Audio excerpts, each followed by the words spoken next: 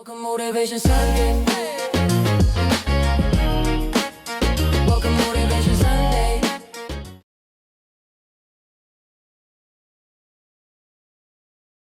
Welcome to another edition of Motivational Sundays with Kevin and friends. This show was originally created for the more than 300 motivational quotes I had created for the contents of my book. But yeah, I got a little bored with myself and talking about what I do and what I don't do.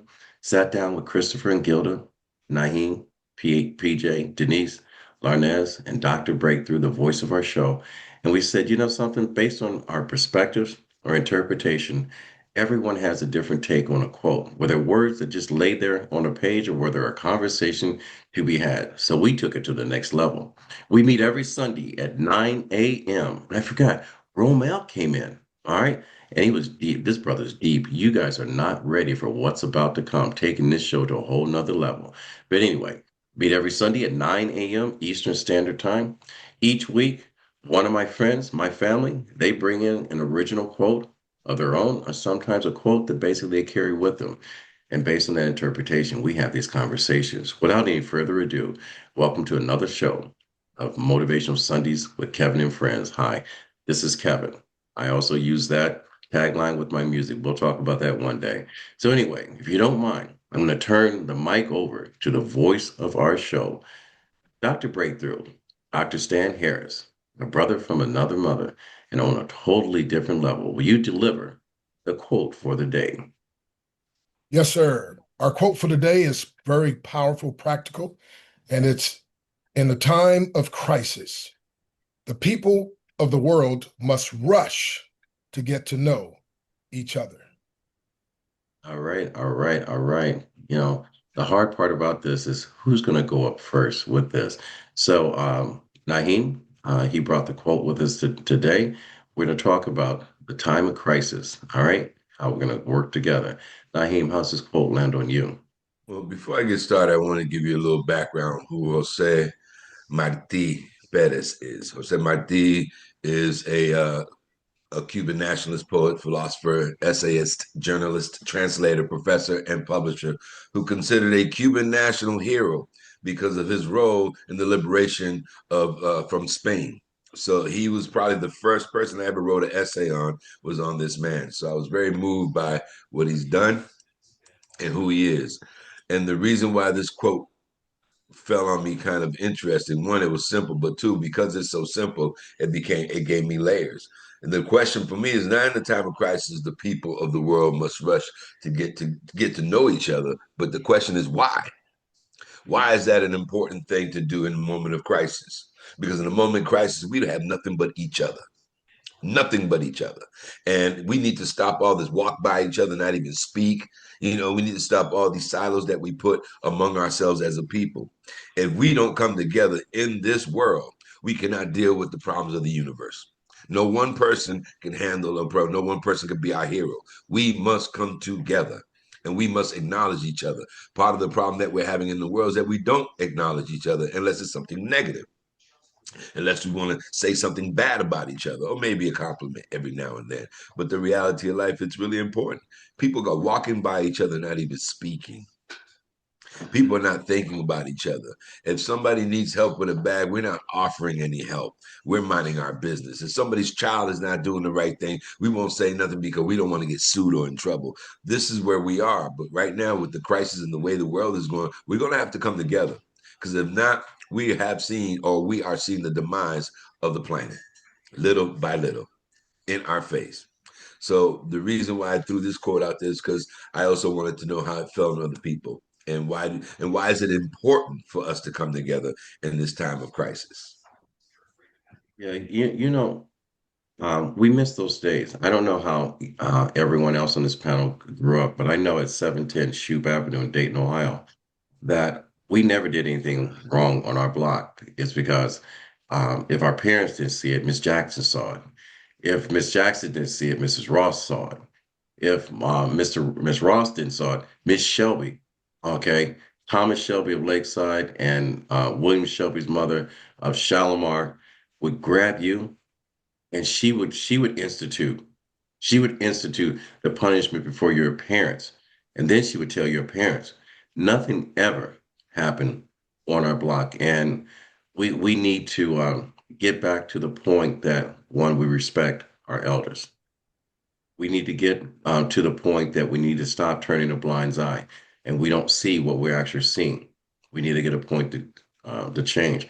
And we need to stop following people that are leading us into darkness and division. We need. So, you know, um, appreciate you for bringing such a powerful quote and starting off our show with not only a little history, because that's another thing we need. All right.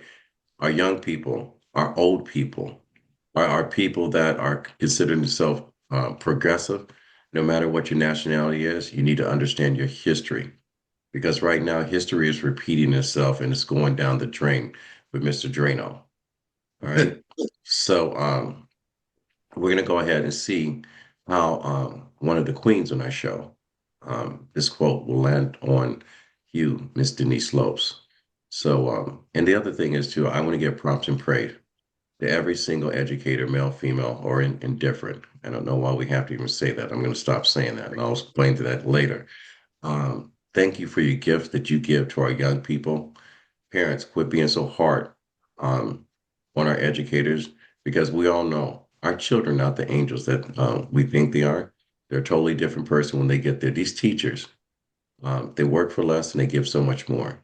Give them some support and let your daughter and sons um, be the benefactors of these great gifts. All right, because basically they're volunteers with a paycheck at the end of it. So Denise, thank you for your service. How's this quote land on Thank you? you. I knew you were gonna pick me. Grand Rising, everybody. I miss being here. I've been sick, like my with the accident, had some complications again, so that's why it's been, and my hand is hurting. So I went back to PT. So I'm glad to be back.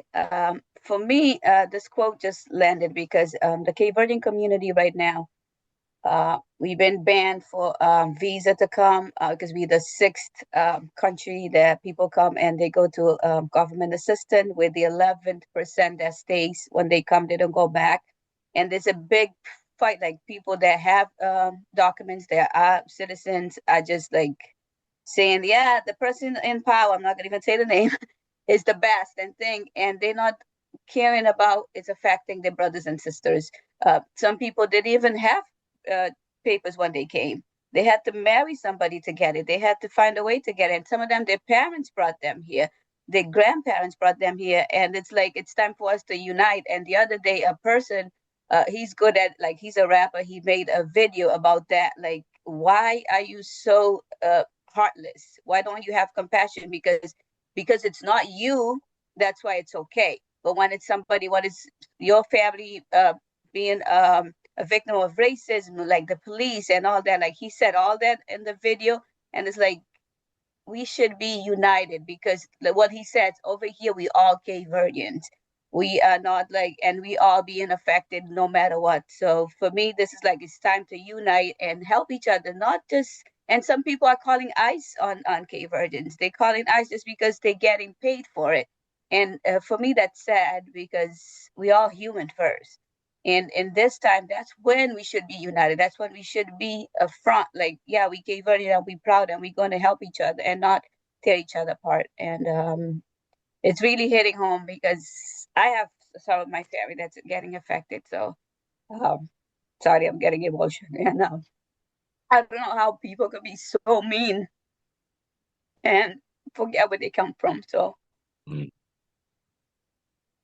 Denise, as much as you say that you didn't want to be picked first, I'm so glad we picked you in order to say this. Is people do not understand. Fear grows where understanding is missing.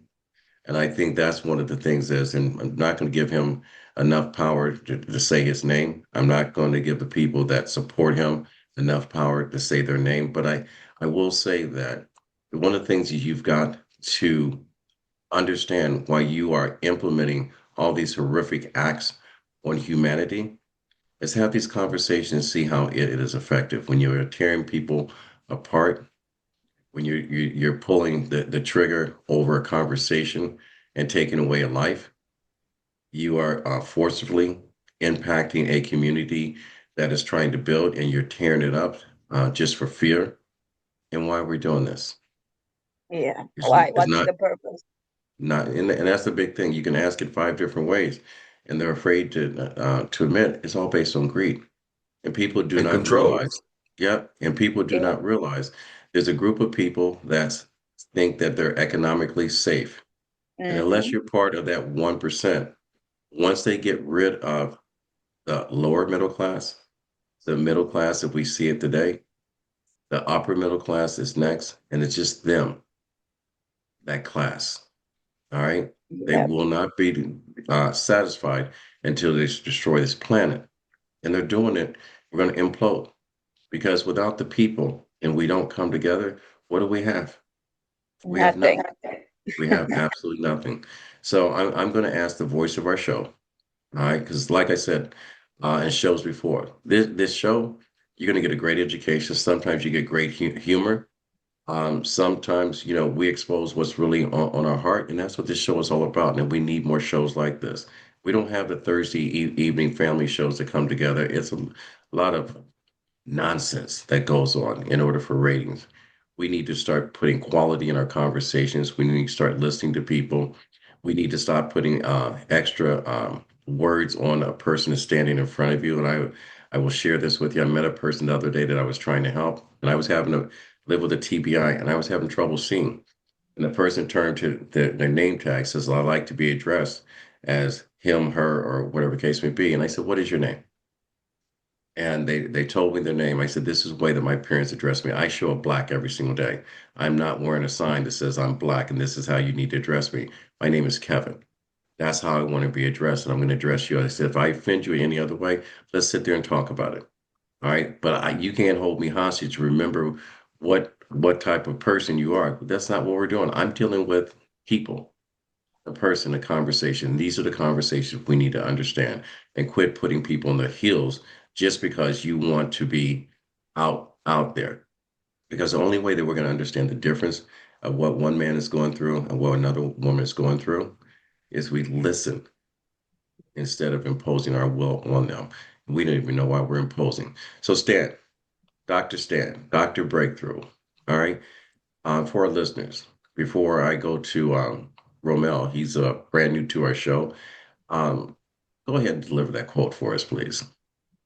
In the time of crisis, the peoples of the world must rush to get to know each other. All right, ladies and gentlemen, I want to introduce Romel to you. He's new to the show. And I'm going to tell you, if we peel back the layers of what every single person does in their time off from the show, you would just sit there and go, wow, how do we get so many dynamic people on one platform that's doing so much? Part of what we do here at RMK Production, we only surround ourselves with people that are giving back. This man talking about, social emotional learning, working with high risk people in neighborhoods and so forth. This man is doing what my grandfather always says. When you get to a point in life that you can help someone else out, it is your duty to do so. He's doing what we all should be doing, service. So, Brother Romel, how's this quote land on you? Wow. So the quote, how it lands on me, is I try to look at society as a whole. And the society that we live in is a dismissive society, right? A lot of things, whether it's cancer culture, whether it's we when you look at it through a mental health lens, um, even the terminology crazy is dismissive, right? You're going to dismiss your thoughts.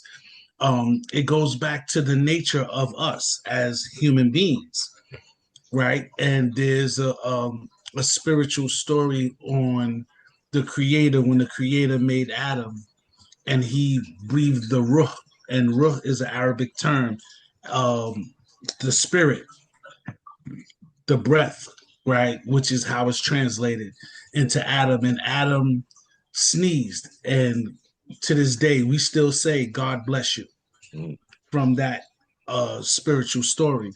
And when Adam felt hunger, he ran to the trees of paradise.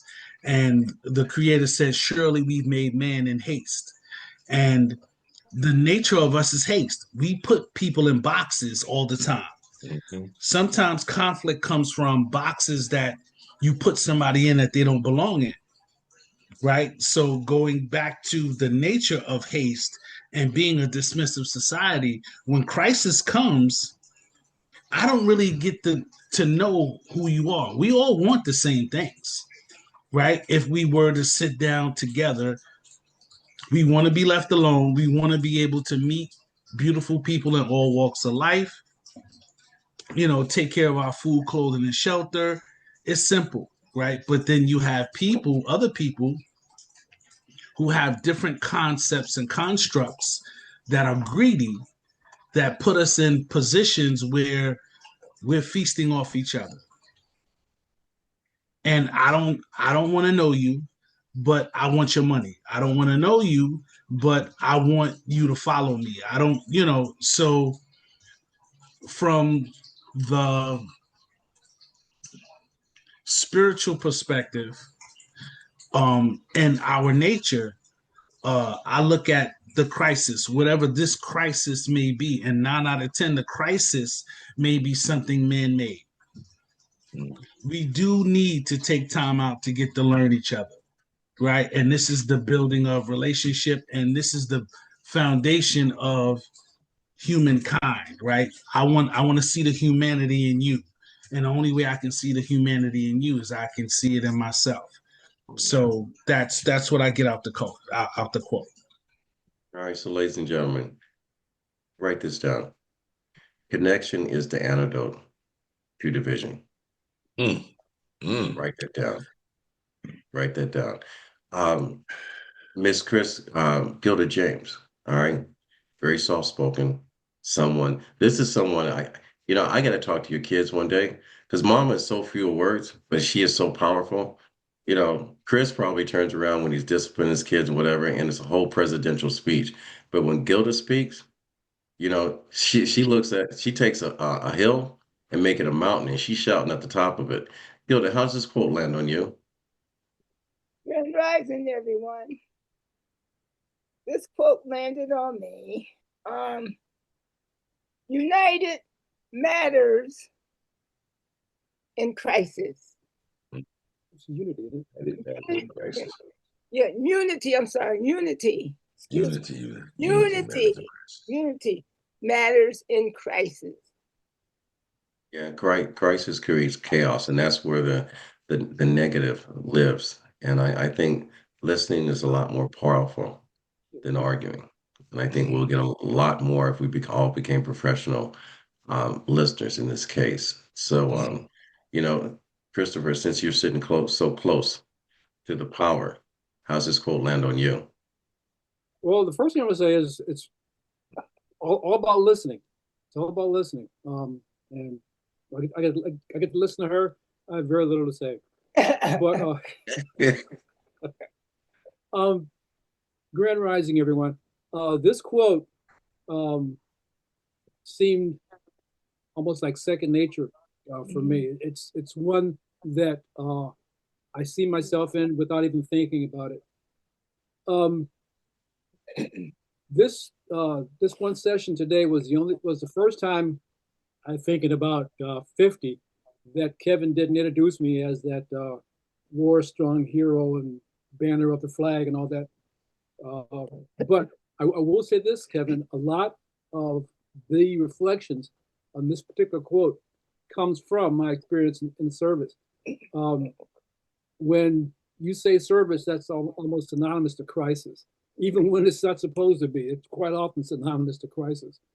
And the first thing that I notice happening in a crisis is you get to where you think you're either safe or in a most productive position where you can help others.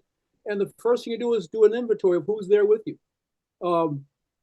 Through introductions or through recognition or whatever, you make a quick accounting of what you have there available.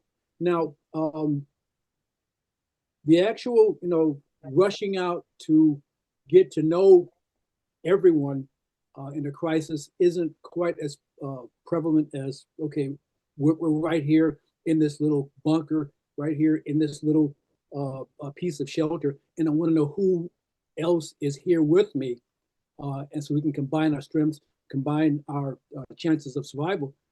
One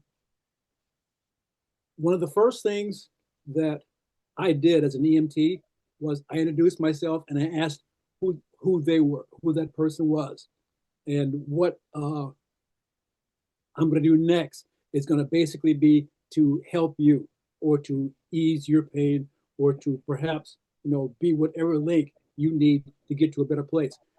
That's the first thing that we do: identify ourselves or reach out and speak with who we are, who we're with, and get that connection, that personal, intimate, human connection. That's what this quote is talking to me about. We are in a crisis. The first thing we need before anything else is make that human connection. Connect with who we are. Now, in the guise of a military step in, let's fix things. The thought is, okay, let's combine our abilities to make this thing better. But in a real human perspective, it's just connection. It's just to know that I'm not here by myself. You're here with me. As Gilda said, unity is the first thing you need in a crisis. We're all connected. So this quote, as I looked at it, simply brought me back to one of my basic kinetic skills, and that's connecting with people in a crisis and feeling that, okay, the group of us here, the group of us on this planet, the group of us anywhere can make this thing work. We're bigger than this problem. The total mass of us is a lot bigger than whatever's going to be coming through that door to come after us. We're bigger. All right. So, Christopher, thanks for calling me out. There was a reason why I did not address the fact that, or thank you for your service. It's because I had something I wanted to follow up with. Because if we turn on our news and wherever you get your media, your information about the world, there's not a day that goes by that you don't see people dressed in military style uniforms executing orders that were given to someone that's never worn a uniform. When I say empathy does not require an agreement, but I also wondered if you took one person in that uniform and had a sit down talk with someone that they're trying to pull out of a car, trying to deport or separate their family, what would that conversation be? Imagine what it's like for that individual that pulled the trigger and shot into a car and what he has to live with for the rest of his life. I don't know what it feels like to take someone else's life, but I do know what it feels like to do harm to a physical person just because of misunderstanding in a conversation. I do know that, Christopher, you had said before that every military person has the right, and I forget the exact phrasing of that, to not execute a order that's given by their commander in chief. And you can correct me on that or say it, or please say it, that is not in agreement to what their sworn oath would be. So before I ask the voice of our show to repeat the quote, if you don't mind educating people in the military conversation of if you're giving a order that disagrees with your sworn oath, just to put that out there. The real simple answer for that is it's more than just I guess a duty. It's a responsibility. You are now held by all those present, all those even in the future who aren't there right now. You are now responsible for every single one of your actions. You can't simply say, well, they told me to. It is not merely your right, but it's your responsibility to act only on legal or proper or what you perceive through your instructions as legal orders. If it is illegal, if it feels illegal, it most likely is. And the fact that it came from somewhere higher above does not make it legal. I remember once trying to explain classification to my eldest sister. She was saying, well, can't the person who assigned a classification to a particular thing change that classification? It's not so much the classification, it's the harm that can be done by a particular act or action. If a thing is dangerous to someone, either in your family or simply human existence in general, then it'll always be dangerous to a human existence. It doesn't matter what color you place it in, classifiers, classification, whatever. If it's bad, it's bad. And you can't just make it good because you say so. An order that causes harm or simply goes against your primary directives, excuse me, Star Trek, is wrong. And it is your responsibility to recognize that and stop it right there. You can't depend on others to say, well, he was simply following orders, let's let him go. No. You knew that what you were doing was incorrect or unlawful, and you nonetheless carried it out. It's your responsibility not to. Thank you, and thank you for pointing it out and allowing me to set that up before we hit PJ with the quote. And so, the education I've always been taught is not designed to make you comfortable. It's designed to make you think. And for those of us that are in the different branches of military, those of us that are in the families of military servicemen and women or indifferent, need you to understand knowing each other humanizes each other. So, PJ, how's this quote land on you? Ooh, it hit me hard, actually. Oh, happy new moon, everybody. Every month we get a new beginning in a way, and today's the day. So, usually when I hear one of y'all's quotes, the cylinders start firing. This one just stopped me. And of course, I thought of the world in crisis. The balance of power in the world is shifting. The Arctic is nearly gone and the Antarctic is on its way out. It's the hottest year on record, except for last year and the year before. So I had to shift my thinking from negative to positive. And I remembered that universal law teaches us that this is an illusion. It's not truth. Many years ago, a Russian friend in San Francisco told me that the only things that matter in your life is your family, your close friends, and your health.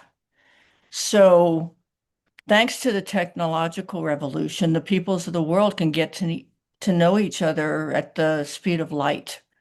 That's the good news. Through video, this little astral family can see each other every Sunday. With email, text, mobile phones, we can reach out and touch just about anyone in the world 24/7. So the illusion is telling us, you're going down, babies. Be afraid. But the reality is, the rush is on for the peoples of the world to get to know each other, and this is good. The end. And thank you. It is not the end. It is the The end beginning. of my. I know. Stories build bridges across differences, and that's what you do, PJ. Every single time that you show up, you are that boat, that screw that ties one end of a bridge to another. And thank you for your share.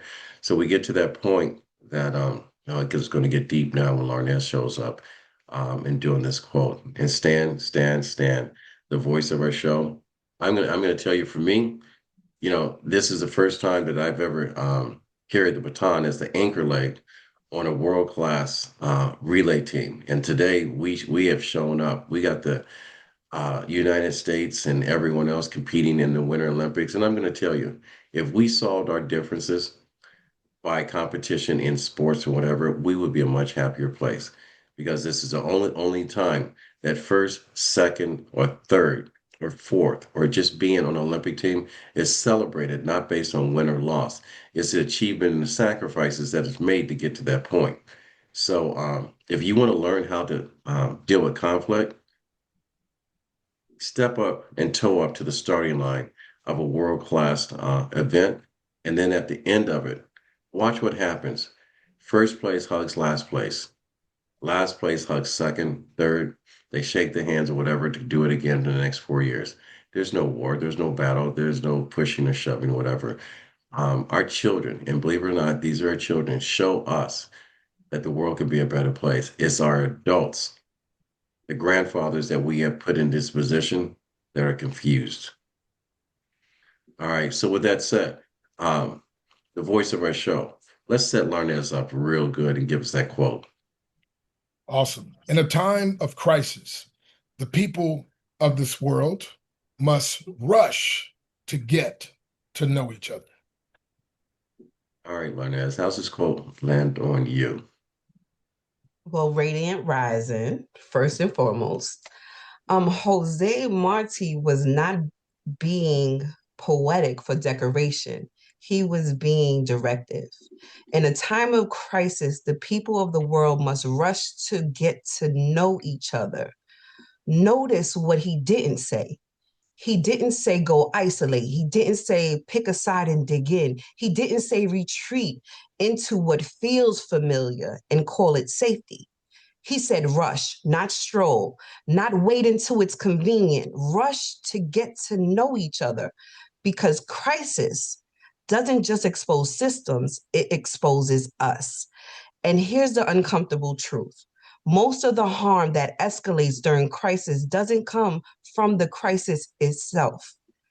It comes from the ignorance mixed with fear. When people don't know each other, they start filling in the blanks with stereotypes. When fear enters, curiosity exits. And once curiosity leaves the room, empathy follows right behind. Marte understood that proximity without understanding is dangerous. That shared space without shared humanity leads to dehumanization real quick. So, in the moment like these, global unrest, political chaos, climate disaster, pandemics, wars we're watching through the screen, the most radical thing you can do is not tweet louder, it's listen deeper. Get curious about the people whose lives don't mirror yours.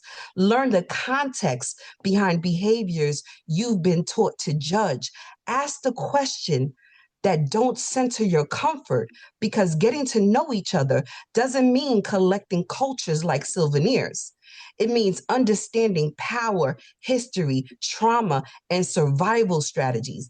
It means recognizing that someone else's reaction to crisis may look different because their relationship to safety has always been different. And here's the kicker. If we don't rush towards understanding during crisis, we rush towards collapse. So this quote isn't soft. It's not kumbaya. It's a warning. In a time of crisis, distance becomes deadly, connection becomes protection, and the work of knowing each other, really knowing each other, isn't extra, it's essential. And that's how this hit me. Did anyone hear the mic drop on that one? Boom, boom, boom, boom, boom, boom, boom, boom, boom. It dribbled a couple of times, right, Naheem?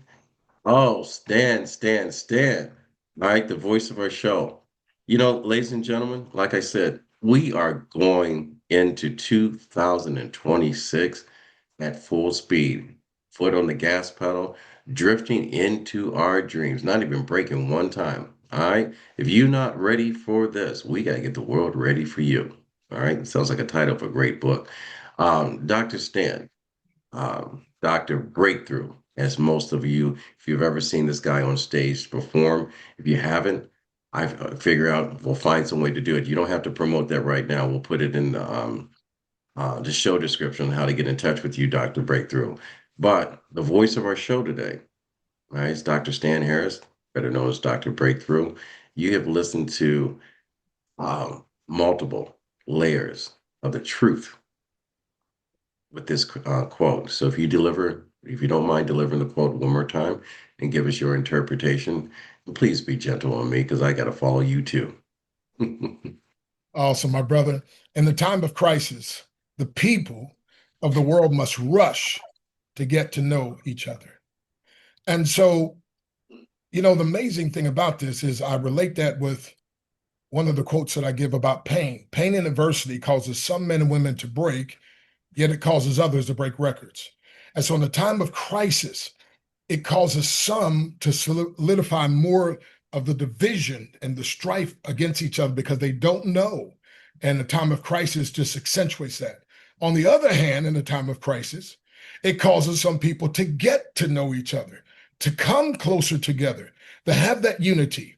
I've heard many, many stories of those who went to war and with quote unquote opposing nationalities, so called, or different nationalities who came back from the war as best of friends. Why? Because all the stereotypes and so forth and lies that they actually heard about another group of people were disseminated when they were in a foxhole together. And they're like, look, the enemy's out there. We got to get to know each other so we can fight them. That's the power of unity. And again, the positive versus the negative. So, yes, in time of crisis, there are those who accentuate the division and strife among different groups of people. But also during times of crisis, those with the proper, what I call the breakthrough mentality, they break through to get to know each other. In a marriage, it's the same way. Crisis, it'll dissimulate and break the two apart. Other times in a crisis, it brings the two closer together. Why? Because of the mentality and because of, look, we're not going to make it out here alone. We got to have each other. We got to know each other. And so even in the scripture, it says, he that is void of wisdom despiseth his neighbor. So in other words, the only way we can have division and strife is because there's something that we don't know. Now, the danger is if we don't want to know, and the other danger if they're not open to allow us to know. So that's why history, by the way, is so important. And that's why, as a college professor, I taught the role of Blacks in American history. I said, I'm not going to call it Black history. There's no Black history versus white history. It's just history. And what y'all call Black history is simply American history that's been purposely omitted from the history books. And it was amazing to me to have some people like, man, I didn't know this. Wow, this is. And so, again, in times of crisis, yes, it'll separate some even more. But the ones that have the right mindset, it causes us to unify and say, you know what? We're not getting out here alive if we don't get to know each other. And with that, the word intimacy, if you break it down, it simply means in to me, see. And so we have to be open. We have to be vulnerable so that people can get to know us. Because oftentimes when people get to know about others, they're like, you know what? We were so different, but now I see there's also so many similarities. And I got to close with one illustration that I always use when I would preach. And it's like, back in the days, we'd have the dogs going after the fox or whatever else. Those dogs wouldn't fight each other because they were so busy working together. But when they didn't have that common objective to go after that fox or go after that whatever it was, then they would fight among each other. And so again, in a time of crisis, the peoples of this world, we must rush to get to know each other. God bless you. And thank you, Stan. And thanks to our listeners that have followed us, subscribed, and found us on our YouTube page at RMK Productions and Network. We appreciate you. I told you, my job sitting in my seat is hard. So many wonderful takes on this quote, so many powerful messages on here. I hope you were taking notes because I struggled with trying to keep up. But anyway, in times of crisis, people of the world must rush to get to know each other. Jose Martinez. Did I pronounce that right? Naheem? Jose Martí. Marti. All right. So we are all living in a moment where division is loud. You can hear it. Open up your window. It's there. Fear spreads quickly, and misunderstanding feels easier than connecting. In this time of crisis, the instinct is often to pull back, protect your own, or retreat into a familiar space. That's division. But this quote reminds us that crisis is just not a test of the system, it is a test of humanity. Getting to know one another is no longer an option for any of us. It is essential. Connection is how we replace with misunderstanding, isolation with hope. This quote means that the world is hurting. We're all hurting. The answer is not separation, but solidarity. Crisis exposed the interconnection which we truly are. By taking time to understanding each other's story, our cultures, our struggles, our values, we reduce fear by building empathy. Healing begins with curiosity, replacing judgment. I'm going to repeat that. Healing begins when curiosity replaces judgment. Crisis reveals our humanity. Fear grows where understanding is missing. Connection, I said this before, is the antidote for division. Listening is powerful, more powerful than arguing. Empathy allows us and requires agreement. Isolation depends on the wound. Connection heals them. PJ, we said this, your story builds a bridge across indifference or differences. Unity does not mean unformality, and knowing each other humanizes each other. So let me remind you as I close another edition of this show, your willingness to connect and to change the atmosphere around you is a choice to learn instead of placing a label, to listen instead of assuming, or to reach instead of retreating. In a world where crisis and every genuine connection is an act of leadership, I hope you live in your life with people that choose to know one another. And I think that if we choose peace over power, that we will be a much better place. So my grandfather always said, when you get to a place in life that you can help someone else out, he said it's your duty to do so. He said, reach one, teach one. And when that's said, we what? Fade to black. Make sure you come back. Thank you, thank you, thank you. Until next time, ladies and gentlemen, thank you for sitting, riding with us, and being part of this family, Motivational Sundays with Kevin and Friends. And we're out. Welcome Motivation Sunday with Kevin and friends.